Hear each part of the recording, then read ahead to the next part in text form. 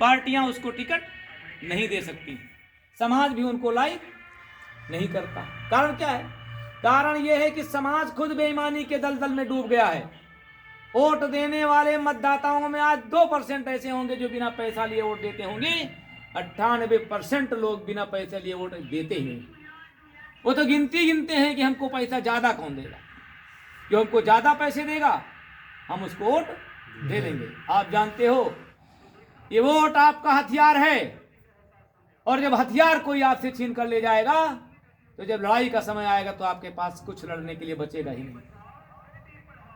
इसलिए जब एक वोट देना हो तो 100 बार पहले सोचना कि ये वोट जो मैं किसी को दे रहा हूं वो हमारे वोट का क्या करेगा, देश को बनाने के काम में लाएगा कि देश को बिगाड़ने के काम में लाएगा, गरीबों का हक छीन लेगा कि गरीबों का हक देगा।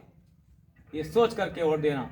नहीं तो जिस प्रकार से आज देश आपका परेशान है, ऐसे आने वाले समय भी रह गया तो आप पुरानी चीजों को याद कर लीजिए। अपने दादा बाबा से परिवार में जाकर पूछिए कि समाज में मुट्ठी भर लोग सबको कंट्रोल करके रखते थे, जाति धर्म के नाम पर, छुआछूत के नाम पर, बड़े छोटे के नाम पर, अमीर गरीब के नाम पर, और यहां तक कि हम मालिक हैं और तुम हमारे गुलाम हो, इसके नाम पर भी ये काम हुआ।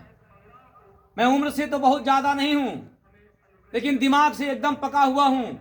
कारण है कि जब से होश संभाला, किताबों से नाता रखा, कितनी किताबें पढ़ी, जितनी मिली उतनी पढ़ ली। ये अहंकार नहीं है, ये मेरा काम है। आपसे कहूंगा कि काम कोई भी करो, लेकिन पढ़ाई से कभी रिश्ता मत तोड़ना, क्योंकि पढ़ाई ही वो चीज है आपको सही को सही कहना, गलत को गलत कहना सिखाती है, जुर्म के खिलाफ लड़ना सिखाती है, और पढ़ाई ही सिखाती है कि 2 दिन की आजादी की जिंदगी 200 साल की गुलामी की जिंदगी से बेहतर, क्योंकि तुम गुलाम बन करके कभी अपने मन से जी नहीं सकते हो, और अगर तुम आजाद हो तो तुम्हारे ऊपर किसी का हुक्म चल नहीं सकता। तो आजाद होकर जीना सीखो, और आजादी कुर्बानी मांगती है, कुर्बानी देने के लिए भी तैयार रहो। तो ये जो 1950 का समय था, 26 जनवरी के दिन हमारे देश ने संविधान को अंगीकार किया, संविधान को अपनाया, लेकिन यह कोई एक दिन अचानक घटने वाली घटना नहीं थी। आजादी का एक प्रकाश की किरण तो हमको 1939 में ही दिख गई थी।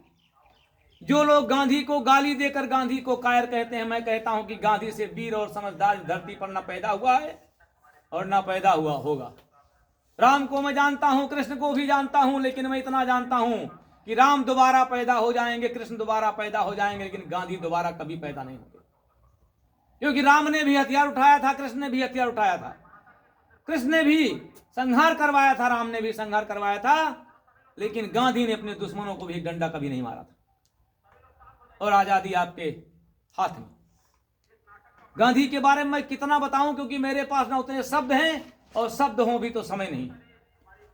गांधी जो विलायत जाकर के LLB की पढ़ाई करके वकील बनते हैं, देश में लौटते हैं तो देश की दशा देख करके कहते हैं मेरे इस कोट पैंट पर लानत है, जब मेरे देश के लोग आधी धोती पहनते हैं, जाड़े में भी आधी धोती ओढ़ करके गुजारा करते हैं। ये RSS के लोग, मुझे इनसे नहीं तकलीफ है, लेकिन इनकी नीतियों में बहुत तकलीफ है। आज YouTube ऐसा साधन बन गया है कि जिसकी मर्जी के वो खुल करके गांधी को गाली दे रहा है। गांधी जी जब बैरिस्टर बन करके इंडिया में फिर से लौटे, उनके पुराने इतिहास के बारे में नहीं जाऊंगा। उनके पिता राजकोट में दीवान थे, वो भी सरकारी ही पद पर थे। उसके बाद देखा कि देश की यह हालत है, कहा कि बस आधी ही धोती मैं भी पहनूंगा और आधी धोती ओढ़ करके गुजारा कर लूंगा। आप जरा सोचो कि वकील बनकर के इंग्लैंड से लौटा हुआ आदमी, सूट बूट पहना हुआ आदमी, टाई लगाया हुआ आदमी, वो मार्किन की आधी धोती पहन लेता है और आधी धोती ओढ़ लेता है। क्या और भी त्याग चाहते हो गांधी से कुछ? क्या गांधी के लिए इतना कर देना काफी नहीं था? वो चाहते कहीं किसी कोर्ट में खड़े होकर के वकालत करते, पैसे कमाते, नाम कमाते और धन बना जाते। क्या उनके बच्चों का कहीं आप पता देखते हो? उनकी भी संतानें हैं, लेकिन हिंदुस्तान में आज मक्कारी के बीच में उनका कहीं कोई नाम नहीं। आप पढ़ोगे 12 में एक लेसन है इंडिगो। इंडिगो ये बच्चे जो 10 वाले हैं जानते होंगे, सुनील भैया भी जानते होंगे, ये नील का पौधा होता है। इसको आप अपने कपड़ों में लगा करके उसको थोड़ा कलरिंग और शाइनिंग देने का काम करते। गांधी जी को वहां परेशानी हुई, ये आंदोलन छेड़ दिया इंडिगो का, और नमक पर भी अंग्रेजों ने कर लगा रखा था, मोटी रकम। हमारे देश के लोग रोटी के साथ नमक नहीं जुटा पाते। गांधी ने कहा कि यह नमक कर हटेगा। दांडी बिहार में पड़ता है, उन्होंने दांडी मार्च शुरू कर दिया, चंपारण से दांडी तक चले, दांडी समुद्र के किनारे शुरू किया यात्रा को। कोई साथ नहीं खड़ा था, अकेले गांधी और उनकी लाठी। वो चले जा रहे थे नंगे पांव।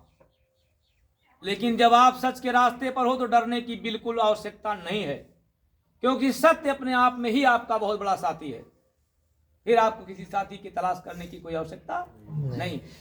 गांधी जी के साथ लोगों ने देखा कि अकेला आदमी डंडा लिए जा रहा है वो कानून तोड़ने जो अंग्रेजों ने बनाया। वो अंग्रेज जो जुर्म के नाम पर पूरी दुनिया में तहलका मचाए हुए थे, गए लोग साथ मिलते चले गए, पूरा काफिला बन गया और गए। गांधी जी ने नमक उठाया, कहा आज से इंडिया में कोई भी नमक पर कर नहीं देगा और न कोई हुकूमत कर लगा सकेगी।